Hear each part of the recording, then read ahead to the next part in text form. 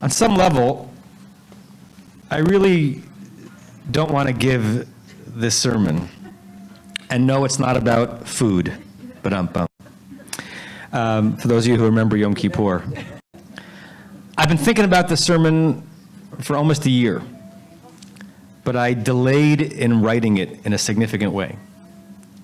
Because I don't really want to go there, but as a Jew who loves the text, as a conservative Jew who feels that the text and its evolving meaning holds high sanctity for us all, as a modern, egalitarian feminist, I sort of feel that I must give this sermon.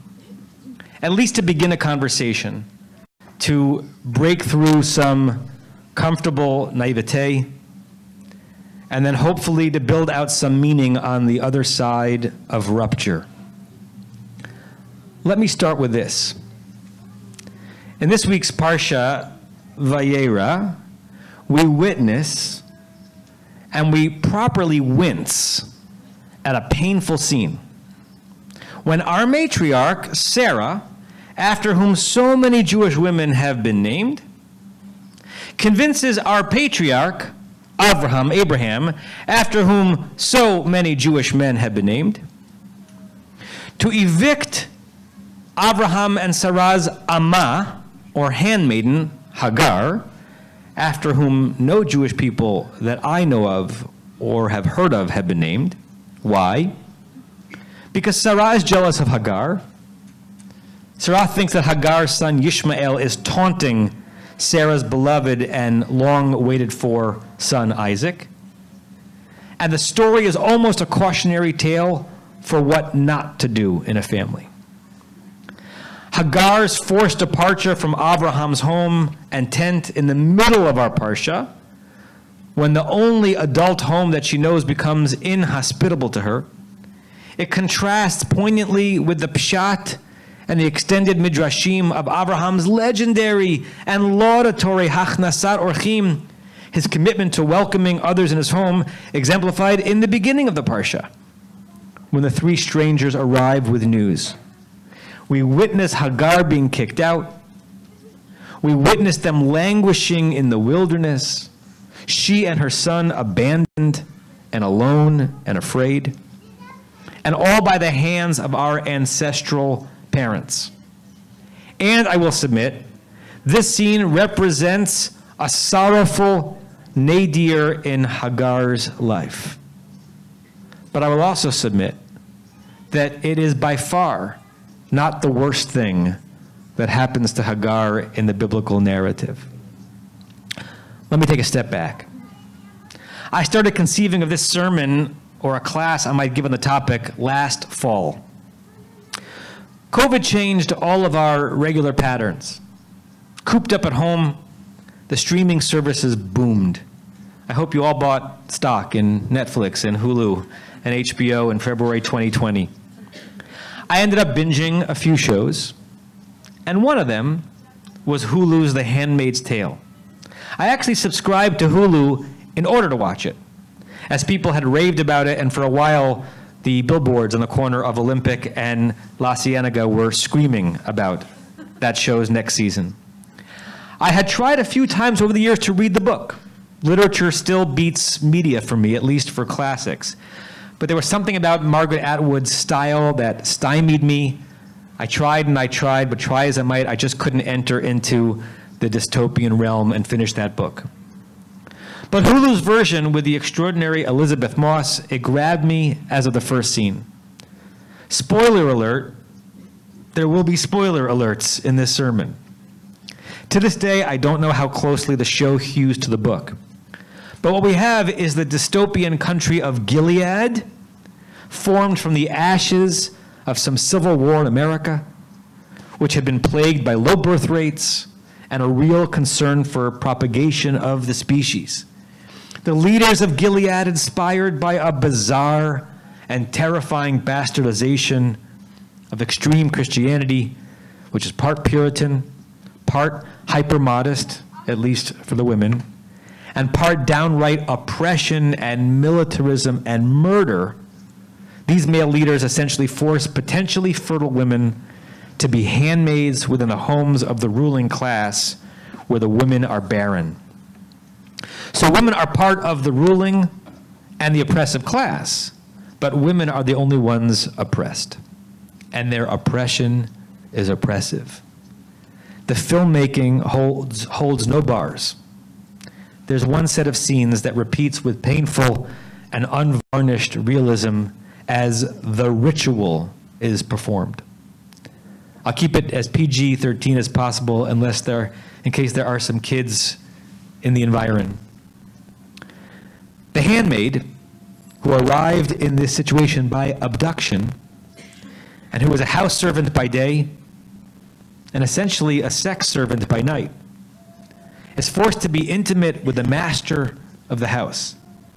Behind her is the master's wife. The handmaiden is essentially on her back at the wife's knees.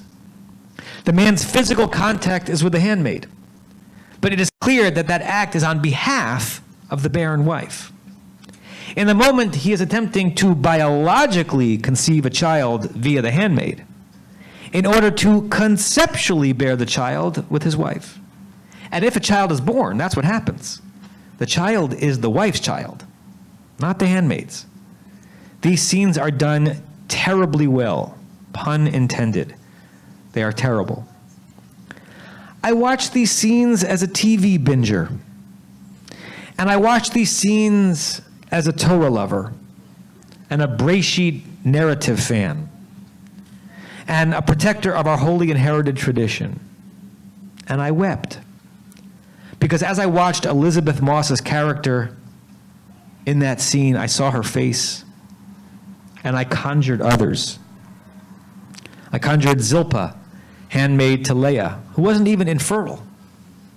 And I conjured Bilhah, handmaiden to the barren Rachel. And I conjured Hagar, handmaiden in place of Sarah. For decades in my life and study, these women were ancillary characters in a holy text, at times pitiable, as when Hagar is alone in the wilderness. But at least in my conscious mind, I never saw them for what they really were and what was really done to them. Even handmaid is a dastardly euphemistic English term for the reality of a Hebrew amah. That word amah is fascinatingly close to aim, to mother, which is what they were expected to be if the man's wife couldn't be. But concubine gets closer to the meaning in English, and maybe better, sex slave in an unforgiving patriarchal society in which propagating the seed and family line was the relentless primary and primal familial task. Maybe that would be a brutal but truthful way of saying it. And so what was taking place in that scene in the TV show during the ritual?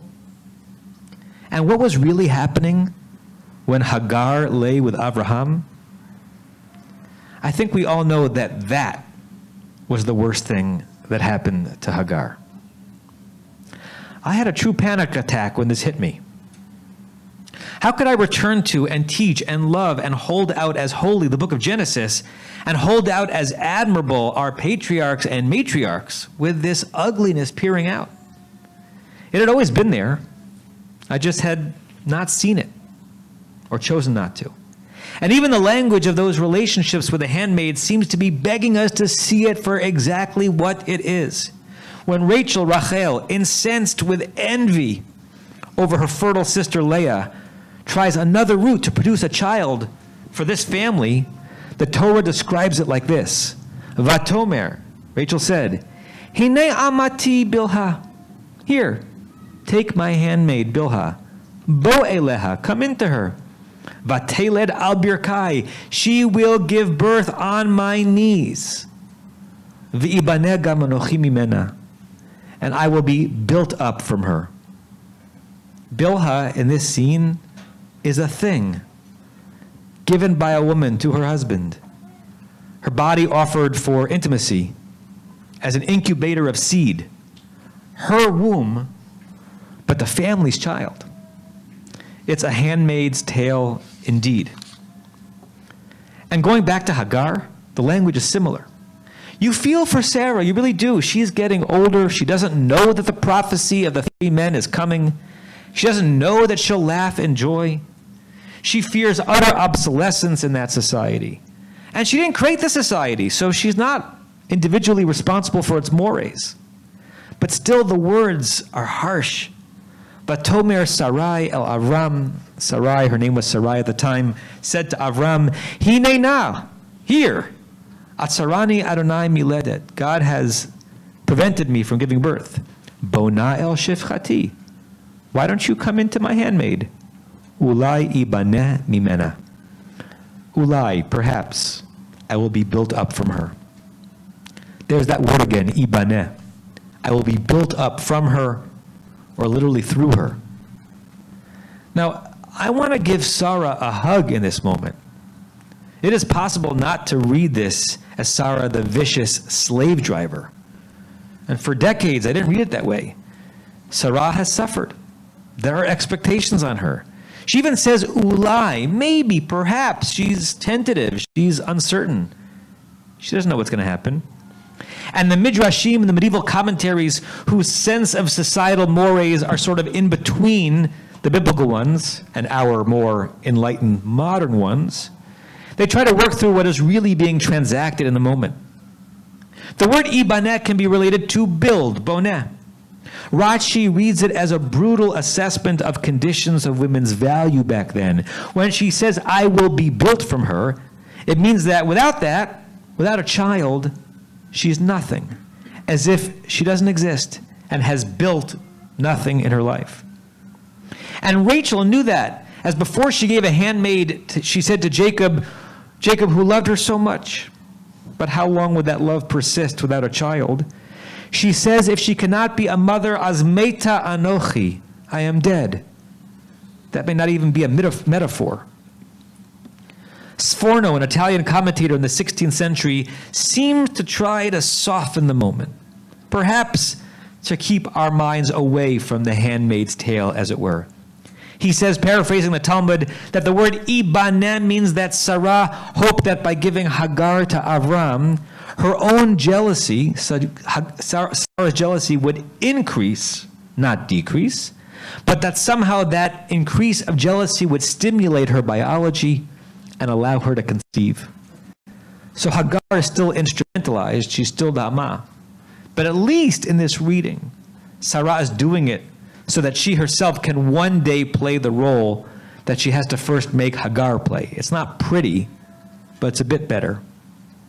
And Ibn Ezra, a Spanish commentator and grammarian, maybe gets to the truest truth of the word, linking ibaneh not to boneh, meaning build, but more simply to ben, meaning son. As if Sarah is crying to the heavens, I regret having to do this, but this is the only way that I can ibaneh, the only way that I can produce a son for this family. Now, Midrash is masterful, but there's only so much that Midrash can do in texts like this. Much has been written in scholarship and in sermonica about so-called terror texts in our tradition. Narratives such as these. The laws in Kitetse about executing a child who seems to be on a path to rebellion. Verses that criminalize, to the penalty of death, intimacies that our society views as potential avenues to holiness. The brutal death of the concubine in the book of Judges, chapter 19. Look it up if you can stomach it. We are a people who inherited a comprehensive trove of sacred text. We do not excise from our public Torah readings verses that make us uncomfortable, but rather we dive into the complexity intent on extracting meaning. As such, this realization of who Hagar and Bilhah and Zilpah were, and by extension, what Avraham and Sarah and Jacob and Rachel and Leah had among their kaleidoscope of traits, some of them admirable, some of them less so, it invites us into a weighty challenge. Breaking down a myth is easy once you get an epiphany, once your moral indignation is awakened. But how do you build it back up? How do you arrive at what is referred to as the second naivete, where you have newfound meaning and even wonder in texts or in stories or even in people who are no longer uncomplicated idols for you? We do it with our parents as we and they age and we get exposed to their flaws. We do it with faith itself when the God talk of second grade no longer satisfies us. And we do it with Breshit when some of the detritus of that venerable text, but from a time and an era phenomenally long ago, comes to the surface. Now, one of the great things about offering a sermon that launches a series that will culminate in a final teaching on Shabbat morning in late November is that I don't have to fully clean up this mess. Rabbi Schatz will be doing that. But seriously, this sermon was to expose a wound so that we can slowly dress it and make of it something of merit. And I do encourage you to go to Rabbi Schatz's upcoming classes. But let me offer some preliminary takeaways.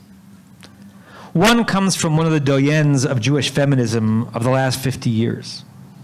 Professor Paula Hyman, Zichronah Livracha, who taught at Yale and who died far too young about 10 years ago.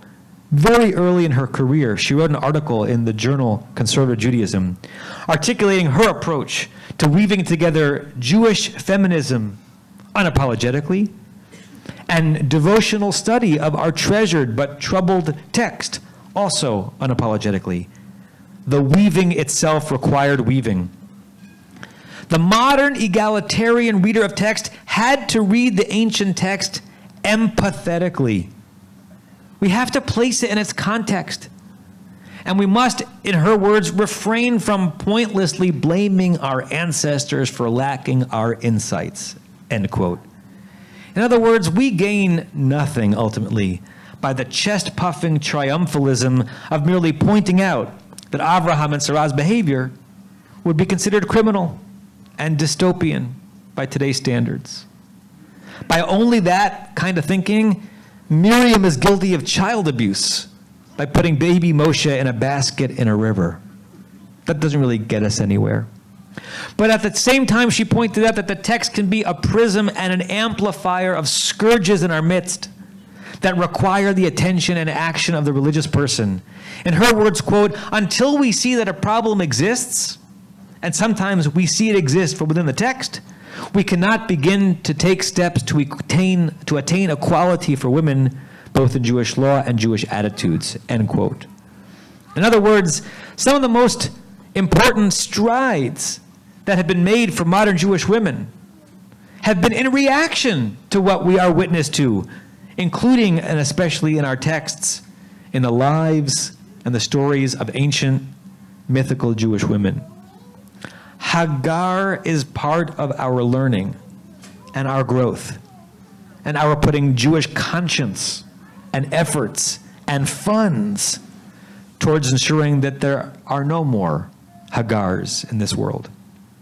Her trauma is transmuted to object lesson, and we do so not by trouncing the text in which she is found, but by elevating it so that here, even here, it has something to teach us. Aristotle famously taught that it's the mark of an educated mind to be able to entertain a thought without accepting it, something our society needs a lot more of. I would adapt that and say that it's the mark of the religiously faithful modern to extract wisdom from a painful text and to learn with precision such that we can still emulate Abraham's example of hospitality there, even as we are aghast at his and Sarah's mode of building a family over here.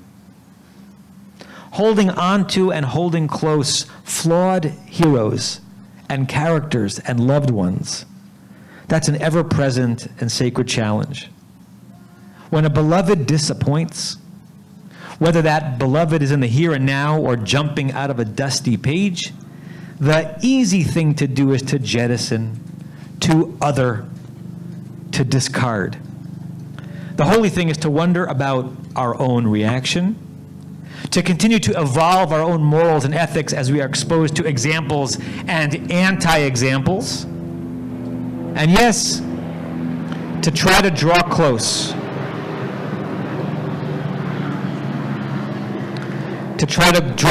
even to those flawed ones, or else we're going to be all alone in our supposed pristine chamber.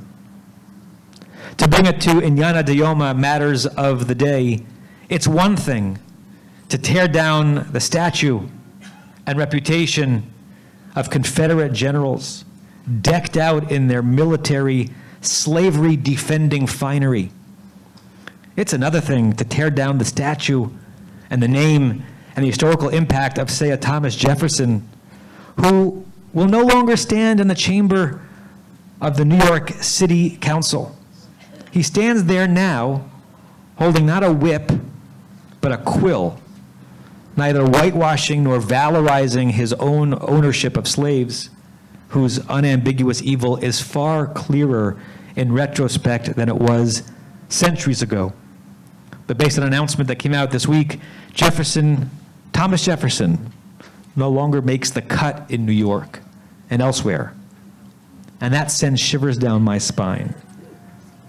It's the kind of thinking that leads to a nation with no heroes, rather than with complicated ones. It leads to a Torah Swiss cheesed by the scenes, laws, and characters we remove because we can't countenance the dissonance with our 20th century society.